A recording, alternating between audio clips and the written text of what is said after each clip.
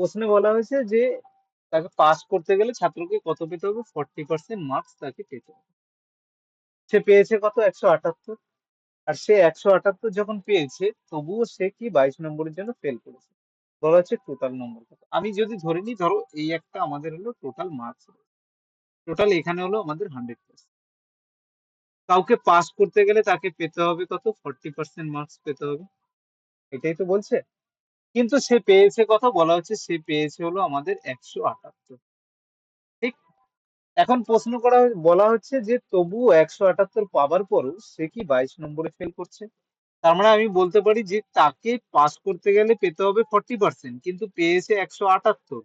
তাহলে তাকে যদি ফেল করেছে কত, 22 নম্বরের জন্য, তার মানে আমি বলতে পারি তাকে সে যদি আরো 22 নম্বর পেতো তাহলে সে পাস করে যেত। অর্থাৎ আমি বলতে পারি আরো 22 নম্বর পেলে সে 40% নম্বর পেতো, তাই তো। তাহলে আমাদের কত হতো, তাহলে 178 পেয়েছে, আরো 22 পেলে তার টোটাল কত হয়ে যেত, টোটাল হয়ে যেত 200।